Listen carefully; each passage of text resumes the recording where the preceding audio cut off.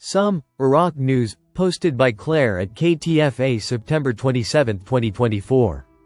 Listen to the full version on the official dinarreport.com website and become our supporter on Patreon. KTFA. Clare. The government announces the suspension of gasoline imports and the closure of the currency auction at the end of the year. Prime Minister Mohammed Shia al-Sudani participated in New York, after midnight on Wednesday, in a dialogue session held by the American Chamber of Commerce and Al-Monitor. In the presence of an elite group of investors, businessmen, representatives of American companies, and the Iraqi-American Business Council. During the session, al-Sudani pointed to the new reality of Iraq, which is witnessing an economic and developmental renaissance in all its sectors. It has also taken great steps in the field of energy investment and associated gas, which had been wasted for years and cost the country losses estimated at billions of dollars, due to the import of gas and petroleum derivatives. Al-Sudani stressed that the government has embarked on a series of rapid projects, including the important agreement with Total, which will contribute to increasing oil production and investment in associated gas by about 600 million standard cubic feet, in addition to offering the 5th and 6th rounds annexes, and entering into contracts to produce oil and invest in gas.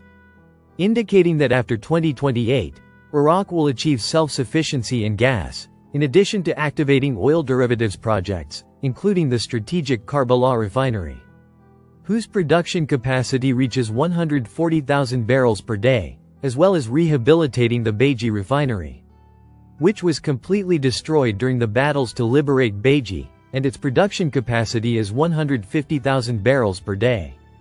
The following are the highlights of the Prime Minister's speech during the dialogue session.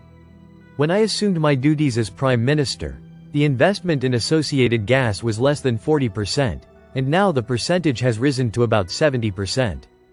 We have ended the import of petroleum derivatives, and we will stop importing gasoline at the beginning of next year, after completing the FCC project in Basra. We are ready to enter into a partnership with American companies in the oil industry sector.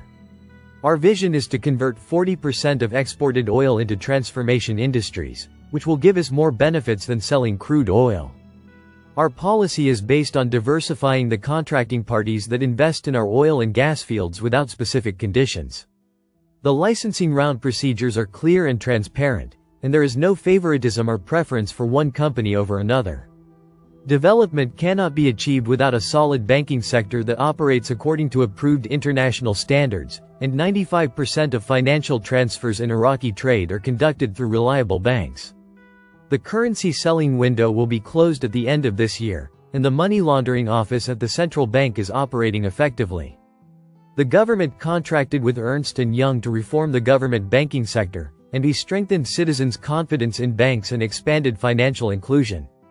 Iraq is going through an unprecedented period of stability and recovery since 2003, which is an opportunity to support the transition from a period of wars and conflicts to a period of development and stability.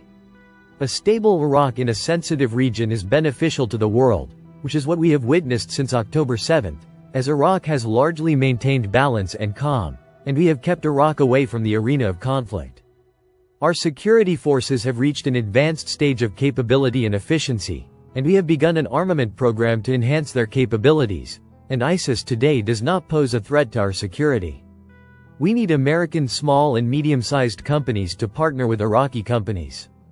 We work to create job opportunities for young people by activating the private sector or supporting their private projects, through several programs, including the Riyadh initiative. The size of the projects granted for investment will provide a large number of jobs, and it is necessary for companies operating in Iraq to open training centers to develop the capabilities of young people. We have confirmed to the companies operating in the electricity sector the establishment of stations maintenance centers in order to speed up completion and reduce costs. The government has a clear direction to support the agricultural sector, and farmers and growers are in a transitional phase to use modern irrigation technologies, which we supported by 30%.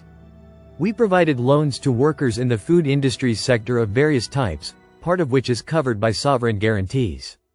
The central bank has independence and exercises its powers with complete professionalism, and we intend to establish a new bank that adopts the latest technologies. We invite all companies working in the field of electronic payment to work in Iraq, and we will provide them with all facilities. We have developed a plan to develop the infrastructure, with allocations amounting to $83 billion. Clare. Al-Sudani issues banking directives, including suspending capital increases for banks subject to U.S. sanctions. A government source revealed, on Thursday, that Prime Minister Mohammed Shia al-Sudani issued directives related to financial and banking reforms, including not increasing the capital of banks subject to U.S. sanctions. The source told Shafaq news agency, Prime Minister Mohammed Shia al-Sudani, before leaving for New York, held a number of meetings with banks and the Central Bank of Iraq, where those meetings discussed in detail the Central Bank of Iraq's plan to rehabilitate private banks by contracting with an international consulting company. He explained that the Prime Minister directed a number of points on the importance of the plan for developing private banks, by Oliver Wyman Company being clear in terms of timing, distribution of responsibilities, and issuing progress reports in this regard. The directives included accelerating the implementation of the recommendations issued by the Ministerial Council for the economy to support Iraqi banks, including delaying the increase in capital for banks banned from dealing in dollars by the U.S. Treasury. The source indicated that al-Sudani also directed the preparation of a study to activate the local cards project internally, as well as urging Iraqi ministries and institutions to increase dealings with licensed Iraqi banks in various banking services and open accounts with them. Last Monday evening, Iraqi Prime Minister Mohammed Shia al-Sudani received U.S. Deputy Treasury Secretary Wali Adeyemo and a number of officials from the Treasury Department, according to a statement received by Shafaq news agency. The meeting witnessed discussion of bilateral economic relations between the two countries in various vital sectors, review of the government's efforts and plans for economic and financial reform, the move towards diversifying sources of Iraqi output, enhancing development targets, and practical measures implemented in the field of combating money laundering. Al-Sudani stressed that the government has made great strides in the financial and banking reform file, and 95% of bank transfers have been completed through the electronic platform, and less than 5% remains to be completed by the end of this year, after which the transition to the correspondent banking system will take place, in accordance with the government's approach and its commitment to raising the capabilities of Iraqi banks, in line with international standards and meeting the needs of the thriving investment environment in Iraq. For his part, Adeyemo praised the progress witnessed by Iraq in the field of economic and banking reforms that were achieved in record time, and the state of economic growth that reached a total of about 6%, which enhances the government's efforts in development, expressing readiness to cooperate and work within a bilateral partnership that serves the interests of economic development. Clare. Masoud Barzani to a parliamentary delegation. There is an opportunity to legislate the oil and gas law. The president of the Kurdistan Democratic Party, Masoud Barzani, stressed that the opportunity exists to legislate the oil and gas law to regulate the distribution of wealth.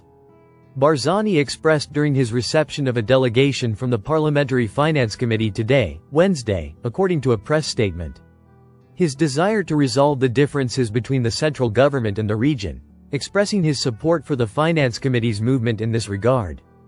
The meeting discussed, according to the statement, the overall common conditions and ways to resolve the outstanding issues between the central government and the Kurdistan regional government in a way that establishes a new phase of cooperation, coordination and understanding based on respect for the Iraqi constitution. The head of the committee, Atwan al-Atwani, reviewed the files that the Finance Committee delegation came to discuss with the Kurdistan regional government, most notably the implementation of the provisions of the Federal General Budget Law, the Oil and National Wealth File, the localization of employees' salaries, border crossings, taxes and customs, and other issues related to the financial aspect. He stressed the Finance Committee's constant endeavor to find understandings that lead to radical solutions to the outstanding issues between the federal government and the region, stressing that deferring the differences does not solve them, but rather increases their complexity. Barzani praised the efforts of the Finance Committee, in terms of legislating laws, monitoring performance, and taking the initiative to end the differences. Clare.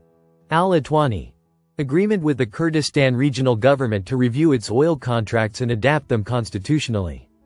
The head of the Parliamentary Finance Committee, Atwan al-Atwani, announced today, Thursday, an agreement with the Kurdistan Regional Government to review its oil contracts and adapt them constitutionally. A statement from his office, a copy of which was received by Adelfront News, stated that the Parliamentary Finance Committee delegation, currently visiting Erbil, headed by al-Atwani, held an expanded technical meeting with representatives of the Kurdistan Regional Government, in the Regional Council of Ministers building, to discuss resolving the outstanding issues between Baghdad and Erbil. Al-Atwani said, the meeting reviewed the oil files, financial revenues, automation of border crossings, unification of customs tariffs, and localization of employees' salaries. Announcing the development of a roadmap to resolve the points of contention between the central government and the regional government regarding the oil export file. He stressed that the attendees reached an initial agreement with the regional government to conduct a comprehensive review of the oil contracts to adapt them to the Iraqi constitution. In preparation for solving the problem of the halt in the region's oil exports, explaining that the agreement stipulates that the central government and the regional government enter as a unified party in negotiations with international oil companies operating in the region with the aim of amending their contracts from production partnership to profit sharing, in addition to reviewing the economic and commercial terms. Al-Atwani pointed out that the Parliamentary Finance Committee is working to establish a sound basis for negotiations on resolving the pending issues. In order to resolve the oil export file during this year and eliminate the differences with the region, stressing that the committee will meet, upon its return to Baghdad, with the Federal Oil Ministry, in order to discuss the controversial issues and push towards resolving them under the umbrella of the Constitution. He said, the meeting reviewed, in numbers, the steps for implementing the file of localizing the salaries of the region's employees, where the necessity of adhering to the decisions of the federal court was emphasized. The meeting also discussed, according to al-Atwani, the file of border crossings, customs, and taxes, and ways to include their revenues in the country's general budget, and the extent of the regional government's commitment to sending these funds to the federal government. Listen to the full version on the official dinarreport.com website and become our supporter on Patreon. Source: Dinar Recaps.